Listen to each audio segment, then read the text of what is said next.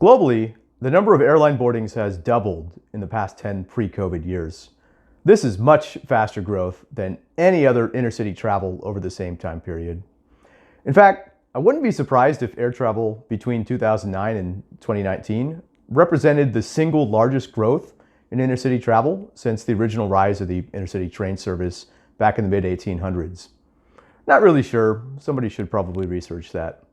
But either way, air travel growth has been historic, dare I even say revolutionary. And today I want to explore this topic of global aviation growth. Why is this important? What's causing this? And where is this growth concentrated?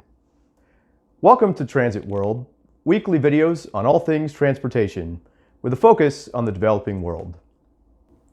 So first and foremost, why do we care that air traffic has taken off over the last 10 years? Well, I think there's three reasons that we should care. The first is that the more you travel, the more culturally accepting people become. The concept here is that the more people you see and get to know, the more you realize those people are not scary or abstract, and you're able to understand cultures and accept them better. This goes both ways as well, since every traveler is essentially an ambassador for their country and culture. And just by traveling, you're almost acting as a default strengthener of diplomacy.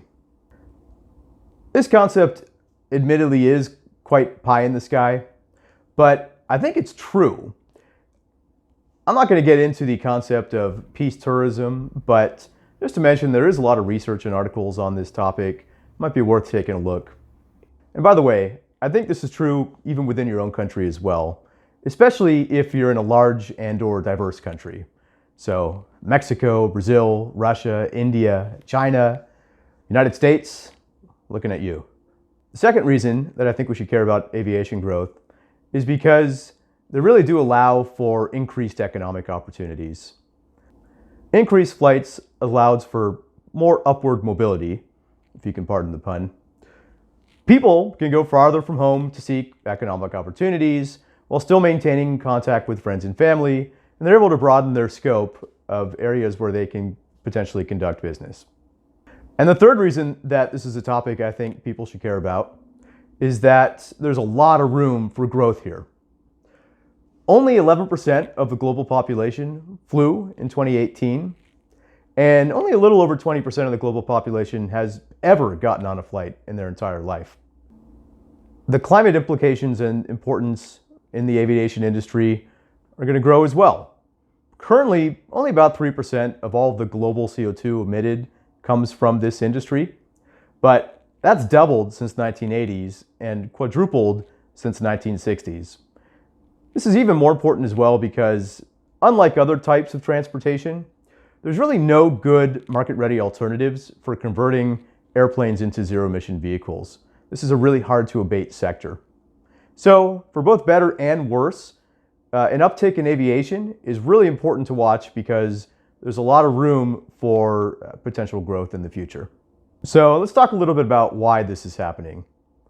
I am not an industry expert, but I do want to give my high-level takeaway on, at a very basic level, why most of this growth has occurred. Simply put, the reason this industry is taking off is because the price for more flights is now within the budget of more people. There are two elements of this. The first is that people can afford more. People in general throughout the world have increased their GDP per capita. There's a lot of different reasons for why this has taken place, none of which I'm going to get into in this video. The second reason is that flights cost less. I think there's two reasons within this why flights cost less. The first is kind of the standard economies of scale that you see in any industry when you have more supply and demand. As people globally have gotten more money and entered the aviation market for the first time, they've increased demand, and in turn, the supply has increased. And increases in both demand and in supply both lead to increases in output. This has created an economies of scale effect, which has lowered prices. The cost of airplanes, staff salaries, the cost to construct airports, all that stuff is spread over a large number of passenger boardings, which decreases the price per ticket. The second reason that flights cost less is because of innovation. There has been in the aviation industry over the past couple of decades the rise in a new product. I'm talking about the low-cost carrier, and then more recently, the so-called ultra-low-cost carrier. The idea here has been pretty simple: to unbundle the price of the ticket as much as you possibly can. So you pay for the absolute bare bones fare, which covers nothing except for the seat, and then you pay extra for pretty much everything you could possibly think of outside of that. So if you want to bring a bag, or eat or drink on the flight, or pick your seat, all of that is unbundled and costs extra and is provided in an a la carte menu. This innovation is not sexy. In fact, most people hate these airlines, especially the ultra low-cost carriers. But they have changed the economies behind flying dramatically. According to Wikipedia, there are 159 low-cost carriers throughout the world, and 67 countries have at least one low-cost carrier. This is also a relatively new concept. Out of the 159 low-cost carriers in the world, 74, about half, commenced in the last 10 years, and pretty much all of them, 130, have started in the last 20 years. So the low-cost carrier is the innovation that everyone hates, but everyone uses, especially in countries that have not historically had a strong aviation industry. So that raises the question of where is this happening? So I analyzed where aviation growth has taken place by looking at two key pieces of data, both of which are from the World Bank Open Data Portal. The first is passengers carried. This is all domestic and international passengers that originated from any given country. The second was population growth per country. I also looked just for fun at GDP per capita, just because I wanted to see how GDP per capita correlated to increased air travel or didn't. So I ranked every country by increase in aviation between 2009 and 2019, normalizing for population increase. I did exclude any countries that were smaller than 10 million people. There was just way too much noise in those data, and I didn't want numbers that were heavily influenced by just one new airport opening up, or even an expansion project of an existing airport. There were also some countries that were excluded because they lacked sufficient data, but pretty much all of those were less than 10 million people anyway. In fact, there were only 11 that were not included that did have over 10 million people, but all of those had less than 30 million people. Even with that being said, there's still a bit of randomness, and so 5 of the top 10 countries have around 30 million people or less. So I'm going to walk through the top 10 here relatively quickly, and then I'll talk about regional trends, which I think are perhaps more useful. So number 10, Angola. Angola actually has a GDP per capita which is trending downwards at negative 1.2% per year. So I kind of think this is an indication that the average person isn't flying more, but there's just oil money that is fueling the aviation industry for the oil executive flying elites. Number 9, Philippines. This is a country which has seen a really big rise in budget ultra low-cost carrier options. Started early with Cebu and joined by Cebgo and now PAL Express, which is the down-class version of the full-service Philippine Airlines. The Philippines is an island country, so I do wonder if perhaps the lack of competition due to geography with buses and trains has made this a really good place for aviation to take off. Number 8, Mexico. Mexico has a lot of ultra low-cost carriers operating domestically, including Viva Aerobus, Volaris, Interjet. In fact, pretty much every airline based in Mexico is an ultra low-cost carrier, with the one exception of their legacy carrier, Aeromexico. Number 7, Bangladesh. This is a huge country with some of the strongest GDP per capita growth on the list. There are no actual low-cost carriers that are based in Bangladesh, which is a little surprising given the size of the country. Number 6, Vietnam. I think this is a country where it's really just the one OD pair, Hanoi to Ho Chi Minh, which is fueling a lot of the aviation growth in the country. This is a country that does have a pretty good train network, so I would hope that this increase in aviation is not cutting into train service and is being additive. Somebody should probably look into that. Number 5, Kazakhstan. This is a country that has very long distances between their major cities, which are relatively impractical to travel by surface transportation. So, not surprised to see they make the list. Number 4, Dominican Republic. This is an island country, which might be fueling some of the aviation growth here. But I also suspect that most of this is from North Americans arriving for tourism. Before we get to the top 3, just a quick reminder to please like and subscribe. If you're enjoying this content and agree that Spirit Airlines is the best American aviation has to offer. A couple of honorable and dishonorable mentions.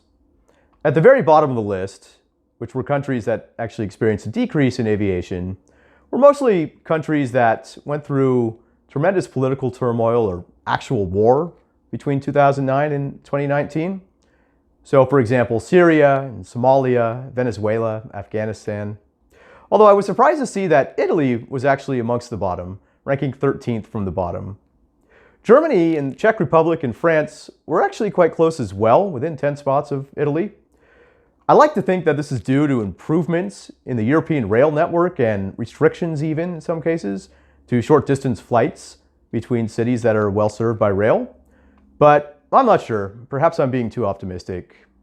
India and China ranked 28th and 30th respectively, both with about 10.5% annual aviation growth. So even though they were out of the top 10, from a raw number of new flights perspective, they're both very impressive, especially since both of these countries have really well used intercity rail systems. Back to the top 10. Number 3, Cambodia. Not really sure what to think of Cambodia here. It's a very small country, so this could be just noise in the data. Or maybe this is associated with tourists going to Angkor Wat, or maybe there are some people that are using Phnom Penh as a hub for Southeast Asia travel. Number 2, Iraq. I think the story here is likely rapid stabilization of society on the heels of war, with more domestic travel and less military travel. But not sure. This could also just be a piece of noisy data. And number 1, Rwanda. This might be another example of a country making the list randomly just because they're small. But perhaps there are some African budget airlines of note that are partially responsible for this. So that's the top 10 list for what it's worth. Pretty small sample space here, and I think there is a lot of noise in the data. But if I had to pick a few things that made you more likely to get in the top 10, it was that you had one or more of the following. First, you had some sort of legacy industry, usually oil, that had created wealth, even if this is concentrated with just a few. The second was you were an island nation where it was really impractical to travel by land to connect the big cities. Related to that, the third element that made you more likely on the list was that you had long distances between cities. And the fourth was that you were a country that was recovering from a recently very bad situation. So Iraq fell into this group certainly, and even places like Cambodia and Rwanda, I would say probably had some elements of this. Globally, between 2009 and 2019, the world saw about a 6.1% increase annually in aviation travel. Low-income countries only saw a 2.4% rise in annual aviation growth. But if you look at the next wealth bracket, which is lower middle income, this had a dramatically higher percent increase at about 10% per year. That was also true for upper middle income countries. But one thing that I thought was really interesting, and maybe not surprising, is that for designated high income countries, the growth really slowed and was about 4.9% annually. The United States was only at 2.5% annual growth, despite the recent rise of a lot of very well-beloved ultra-low-cost carriers such as Spirit and Frontier and Allegiant. In the past 20 years in the US, aviation prices have dropped dramatically, but we're still not really flying that much more. Is the US market saturated, perhaps? Would you fly more if prices came down? How much more? In the UK, which is home of Ryanair and EasyJet, which are the two most ridden low-cost carriers in the world, they also only had about a 2.5% growth. I'm assuming this is probably the same story here as we see in the US. Also, I found it really interesting that 9 out of 10 of the busiest domestic routes in the world are not in countries that made our top 10 country list here. Is this because the busiest routes are all legacy routes that have been cemented and well established? Or are they eventually going to be toppled by newcomers? It's hard to imagine Kigali to Baghdad will compete against these routes, but maybe Mexico City to Guadalajara or Manila to Davao City, maybe. So to wrap things up, not sure if it's 100% a good thing to have a rapidly expanding aviation industry, but it's certainly something that is impactful. And so I think it's worth watching and perhaps trying to influence or steer in certain directions if it makes sense to do so and we have the ability to do so. That's it for today. Thanks for watching another episode of Transit World. Please do remember to like and subscribe if you like this content and would like to see more, and perhaps even consider taking a look at my Patreon if you don't mind. Until next time, see you later.